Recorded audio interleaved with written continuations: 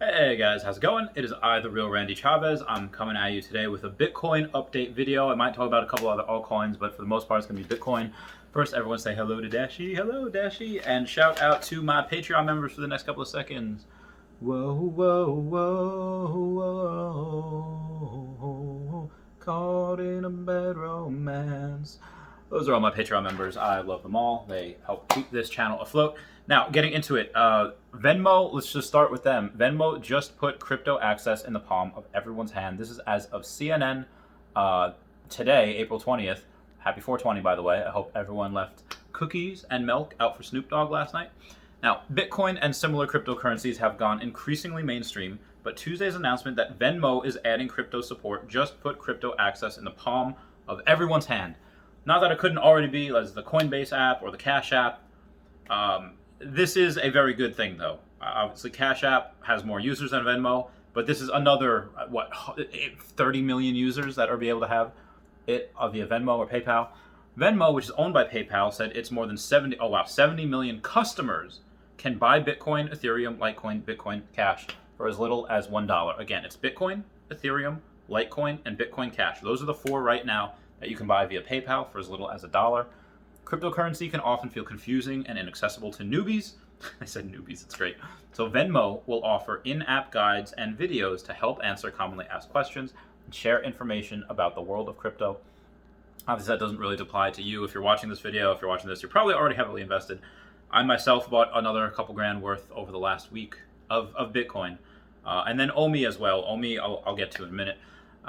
More than 30% of Venmo customers have already started purchasing cryptocurrency or equities, according to the payments company, and 20% of those customers started doing so during the pandemic. So, out of the, let's say they have 30 million users, 30% of those, let's say 9 million, average it out. 9 million customers have already started purchasing cryptocurrency or equities, and 20% of those during the pandemic. So, let's say that, 1.8 million during the pandemic. Now, last week, crypto enthusiasm, we're learning today, soared as trading platform Coinbase went public at a valuation of $86 billion, followed by a wide 500% rally in Dogecoin, asset that was created as a joke in 2013. Cryptocurrency backers have spent years insisting that Bitcoin, Ethereum, and other digital coins could revolutionize the world of finance. I think they already have. And it's not financial advice, I'm not a financial advisor, but I think they already have in the fact that you're taking these big bank institutions. You have 20-something ETFs applied for in the U.S. Or no, I'm sorry, I think 9 of them applied for in the U.S., but 20 worldwide. You have 4 of them in Canada, I think. You have 3 of them in Brazil that are already approved and rocking. But 9 of them, I think, are applied for in the U.S.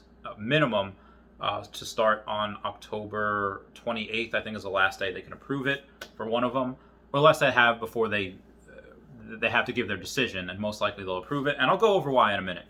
That hasn't happened yet, but Venmo's announcement is another example of how crypto is creeping over closer toward mainstream acceptance. I'm pretty sure it already is. Again, this article is a little biased. Venmo is joining a list of other companies that recently began recognizing or accepting cryptocurrencies. Tesla has started accepting Bitcoin payments for its cars and now holds some digital currency on its balance sheet. They bought about $1.5 billion worth. That's worth 2-point-something billion right now. Even after the dip, it went from 65 down to like 53 at one point, $53,000 per coin, and now it's up to about 55.5 again. And again, for me, I don't care if it's 70 or 30. I buy whenever I have money. If it goes down to 30 again, I might sell some Pokemon cards. Be like, get right in. They're trying to stream. So payment processors include MasterCard and Visa, which are trying to streamline crypto payments on their networks. Goldman Sachs will reportedly soon offer its private wealth management clients avenues to invest in Bitcoin and other digital currencies. That is why I do not like them. Yeah, are they offering to some people? Sure, but they're offering to rich people. They're offering to the 1%. Offer to everyone. That is so classist. That is so, they hate the poor. God forbid us poories decide that we want some too. No, we're not going to let you guys do it. Heck off, Goldman Sachs. Morgan Stanley announced that it will offer its wealthy clients access to Bitcoin funds as well. Goldman Sachs, Morgan Stanley, y'all, I hate y'all. I dislike y'all. I discredit y'all. Dishonor on you and dishonor on your cow.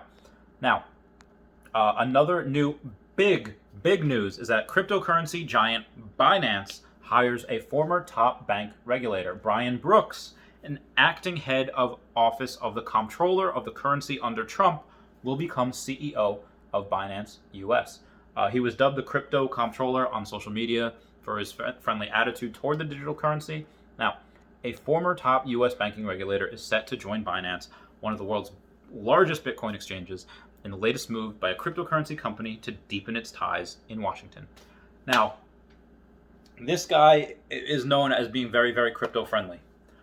Do you think that this guy has not already, regardless of what the government is doing, is saying like, yeah, I'm going to buy something? You think he's not putting it into his fund, into his Coinbase account, wallet right now? There is a chance that he might know something. There's a chance that he might not. I don't know. But you think this person is going to wait for an ETF to be approved before he starts buying? No. Honestly, that at that point, I think is just when all the big institutions are bought up, all the big money gets in, smart money gets in. They're like, okay, now it's okay for the little guys to get in. So Brian Brooks, an acting head of the Office of the Comptroller of the Currency under the Trump administration, will become the new chief executive of Binance US, the US affiliate of overseas crypto exchanges giant Binance Holdings. Mr. Brooks said in an interview that he would start the new job on May 1st. A spokeswoman for the crypto exchange confirmed the hire. It is going to happen. During his time at the OCC, Mr. Brooks was dubbed the crypto comptroller on social media for his friendly attitude toward digital currencies.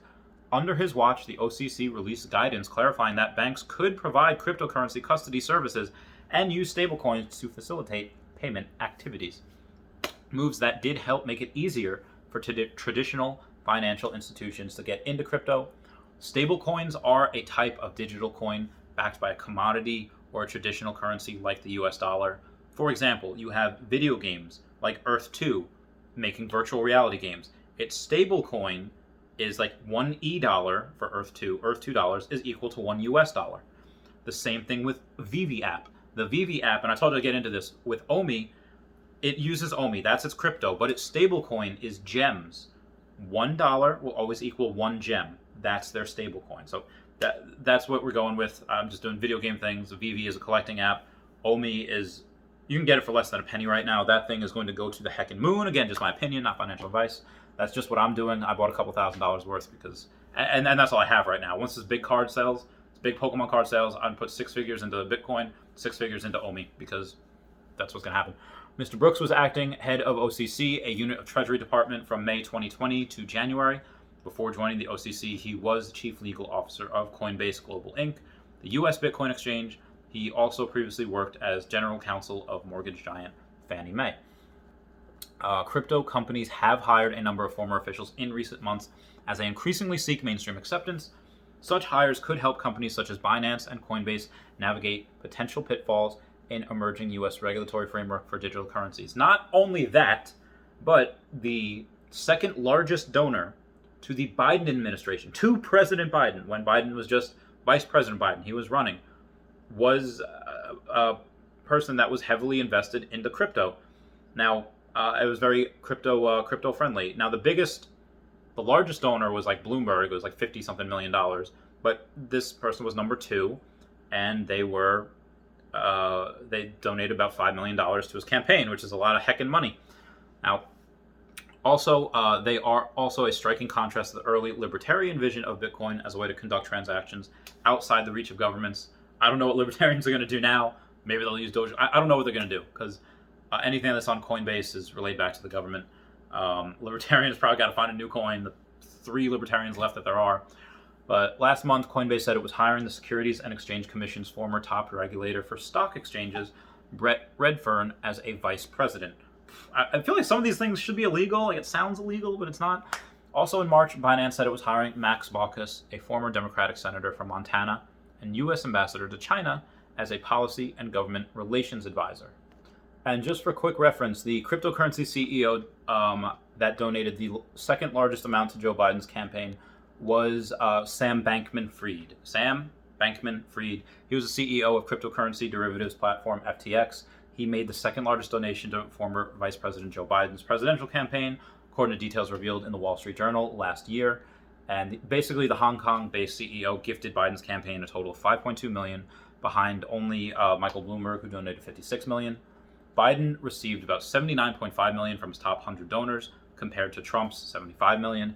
And while vote counting is still all right, so this is an old article. I just wanted to let you guys know that, yeah, this happened. So Biden loves giving back to his donors. He loves saying, like, hey, you gave money to me, let me do you a favor.